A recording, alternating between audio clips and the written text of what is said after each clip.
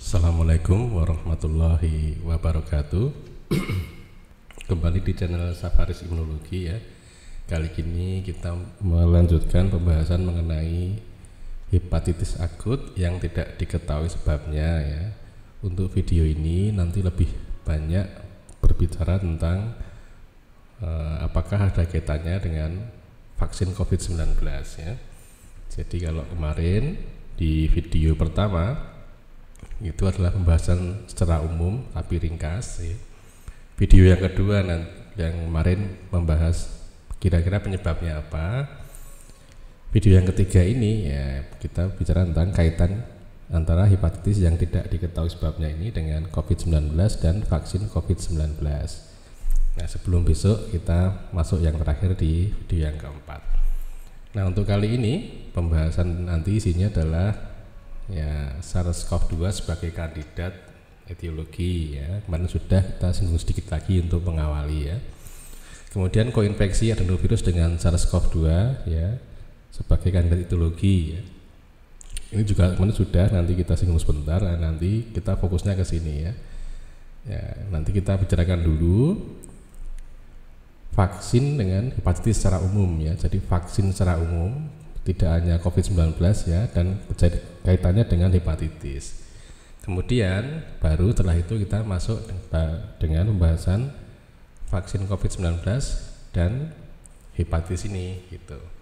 Ya, itu kira-kira isinya itu nanti. Kita awali dulu ya, kemarin kita sudah bahas ini ya. Jadi pada pasien dengan hepatitis akut yang tidak diketahui sebabnya itu, ketika dilakukan pemeriksaan patogennya, maka ditemukan sebagian besar itu dari 60 pasien itu ditemukan 40 dari 50 sekitar 53 ya kemarin ya. Jadi ditemukan 40 pasien itu positif adenovirus ya. Kalau dibandingkan dengan SARS-CoV-2 ini kan kecil sekali SARS-CoV-2 ya dibandingkan dengan adenovirus. Jadi untuk hubungan antara SARS-CoV-2 dengan hepatitis akut yang tidak diketahui sebabnya ini kayaknya tidak terlalu berhubungan ya, walaupun bisa jadi ya, kita tunggu aja perkembangan berikutnya ya. Tetapi lihat dari data ini maka adenovirus itu lebih terkait dengan hepatitis akut yang tidak diketahui sebabnya daripada dengan virus corona kedua ini itu ya. Nah, kalau kita lihat koinfeksi ya, infeksi bareng antara adenovirus dan SARS-CoV-2 itu juga kasusnya sedikit ya. Ini yang hijau-hijau ini kan sedikit. Jadi nampaknya infeksi virus corona itu pada pasien hepatitis akut nampaknya ya hanya sebatas koinsiden, artinya kebetulan aja menginfeksi orang yang sama gitu. Nah, tapi ya kembali lagi karena ini baru aja ditemukan ya, kita tunggu aja hasil investigasi selanjutnya ya. Cuma ini data awal nampaknya seperti itu ya. Nah, untuk lebih jelas ya tentang penyebab dari hepatitis akut yang tidak diketahui etiologinya ini bisa dilihat video yang kemarin ya, tentang investigasi penyebabnya ya di channel kita ini. Oke, sekarang kita lanjut ke permasalahan umum antara vaksin dan kejadian hepatitis ya. Nah, terdapat laporan kasus itu dalam arti yang saya maksud adalah case report ya. Jadi case report mengenai apa? Mengenai munculnya hepatitis autoimun setelah pemberian tunggal vaksin influenza. Jadi ada seseorang divaksin dengan influenza tok ya, tidak ada vaksin lain dimasukkan bareng dengan vaksin influenza, kemudian muncul hepatitis autoimun. Nah, ini kasus case reportnya ya. Nah, ada juga case report yang menyebutkan bahwa ada seseorang ya, satu orang diberikan vaksin langsung beberapa jenis vaksin ya. Dalam hal ini dia diberi vaksin lupus, hepatitis A, difteri, tetanus, ya, polio oral dan MMR dalam waktu yang bersamaan. Ya, sekali suntik itu langsung dalam 1 hari itu dia langsung disuntik sekian banyak ini. Nah, setelah itu muncul hepatitis autoimun. Nah, kebanyakan laporan mengenai vaksin, kaitan antara vaksinasi dengan hepatitis itu berasal dari case report ini, ya. Sehingga kalaupun bukan dari case report, maka dia hanya berasal dari hasil studi observasional, ya. Nah, sehingga kebanyakan bukti mengenai munculnya autoimun pada pasca vaksinasi, dalam hal ini termasuk hepatitis autoimun, buktinya itu merupakan bukti anekdot gitu ya. Bukti anekdot itu ya ditemukan bukti begini, cuma level evidennya itu masih lemah gitu. Nah, kalau kita lihat bukti anekdot itu mirip seperti dulu ada dugaan bahwa radiasi itu bisa menyebabkan gangguan otak itu dulu itu ya. Nah, itu kan ada bukti awal seperti itu. Tapi apakah itu cukup? Ya tidak kan. Jadi case report ya dan bukti-bukti awal itu perlu dilakukan investigasi lebih lanjut gitu ya. Nah, atau kalau tidak berasal dari bukti yang anekdot ya, maka data ilmiah yang mengkaitkan vaksinasi dengan hepatitis itu didapatkan dari penelitian observasional yang tidak memakai kontrol ya. Nah, sehingga ada kemungkinan munculnya autoimun termasuk hepatitis autoimun pasca vaksinasi, akan tetapi sangat jarang terjadi. Nah, ini yang pertama dulu ya. Bagaimana dengan kaitan antara vaksinasi COVID-19 dengan hepatitis? Ya. Nah, ada banyak sekali laporan kasus ya, ada banyak sekali publikasi ya. Nah, ini saya ambilkan dari publikasi yang sudah systematic review. Jadi dia mengambil berbagai macam artikel hasil publikasi itu kemudian dianalisis ya. Hasilnya itu dari seluruh dunia ya. Itu ditemukan 16 artikel ilmiah yang dipublikasikan ya, terkait dengan vaksin COVID-19 dan hepatitis ya.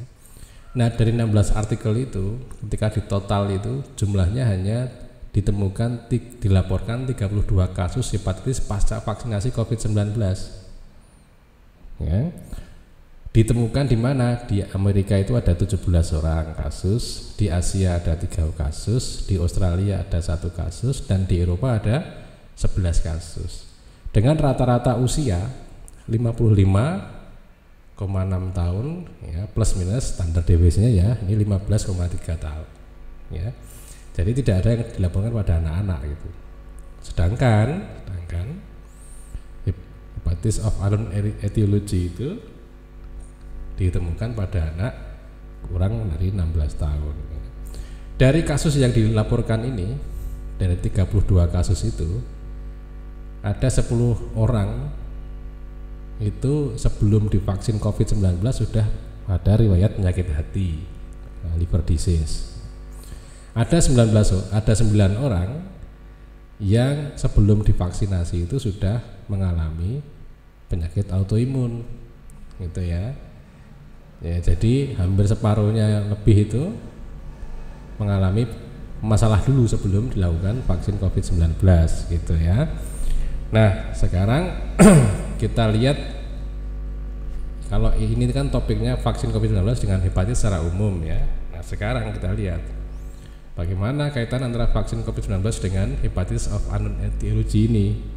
Kaitan antara vaksinasi COVID-19 dengan hepatitis akut yang tidak diketahui sebabnya. Nah, kita pertanyakan dulu, jika mekanisme hepatitis akut yang tidak diketahui sebabnya itu melalui hepatitis autoimun yang sebelumnya tadi diceritakan, maka tidak match, tidak sesuai dengan hasil systematic review yang dilakukan yang setelah dipublikasikan ya. Karena hasil systematic review-nya bahwa hepatitis akut yang tidak diketahui sebabnya itu umumnya pasiennya itu rata-rata 55,6 tahun. Ya, sedangkan hepatitis yang tidak diketahui sebabnya itu di bawah 16 tahun, bahkan di Inggris itu kebanyakan di bawah 5 tahun. Gitu ya. Nah, kalau dikatakan bahwa vaksinasi COVID-19 itu menyebabkan hepatitis akut yang tidak diketahui sebabnya karena mekanisme yang lain selain autoimun hepatitis, nah maka muncul pertanyaan, bagaimana menjelaskan kejadian hepatitis yang tidak diketahui sebabnya ini pada anak yang belum divaksin? Karena yang di Inggris itu, yang di bawah 5 tahun itu, anak yang terkena hepatitis akut yang tidak diketahui sebabnya ini belum divaksin. Nah, logika sederhananya, jika vaksinasi COVID-19 itu menyebabkan hepatitis akut yang tidak diketahui sebabnya, lah bagaimana menjelaskan, lah kok bisa ya anak yang belum divaksin juga bisa terkena hepatitis akut yang tidak diketahui sebabnya. Nah, bagaimana menjelaskan ini? Itu yang pertama pertanyaannya. Pertanyaan yang kedua, program vaksinasi itu kan sudah ada lebih dari setahun yang lalu ya. Kalau memang vaksinasi COVID-19 itu menyebabkan hepatitis akut yang tidak diketahui sebabnya, mestinya juga sudah ada sejak tahun yang lalu. Lah kenapa baru muncul sekarang? Nah, ini pertanyaan ya. Juga sekarang ini kan sejak 4 November 2021 saja ya, itu sudah ada paling tidak itu 4 miliar orang yang tervaksin COVID setidaknya 1 kali suntikan ya.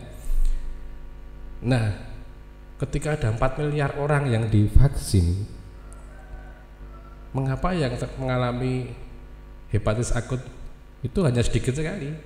Kalau memang vaksin COVID-19 itu menyebabkan hepatitis akut yang tidak diketahui sebabnya, tentu jumlahnya akan banyak sekali, gitu ya. Nah, kemudian ya, karena hasil-hasil data-data itu dan pertanyaan-pertanyaan itu, maka kuat dugaan bahwa vaksin COVID-19 bukan penyebab dari hepatitis akut yang tidak diketahui sebabnya ini ya. Kalaupun dipaksakan, ini pasti karena vaksinnya ya, tadi kan ada pertanyaan itu, bagaimana dengan menjelaskannya untuk anak yang belum divaksin gitu ya. Nah, kalaupun dipaksakan itu pasti pokoknya karena vaksin misalnya ya, terus main pokoknya gitu ya, maka kejadiannya sangat kecil hepatitis akut itu ya, 1 dari 14 juta orang ya, bandingkan dengan kejadian hepatitis pasca vaksinasi pada kondisi vaksin normal itu sekitar 2 kasus per 100.000 orang ya. Kalau kejadian vaksin hepatitis pasca vaksinasi itu hanya 2 maksimal ya, 2 per 100.000 orang. Nah, kasus COVID ini angkanya justru lebih kecil lagi, 1 di antara 14 juta orang itu ya. Sehingga berdasarkan hal ini, maka vaksinasi COVID-19 sebaiknya terus berjalan ya. Mudah-mudahan pandeminya segera berakhir gitu ya, ataupun masalahnya segera berakhir gitu ya.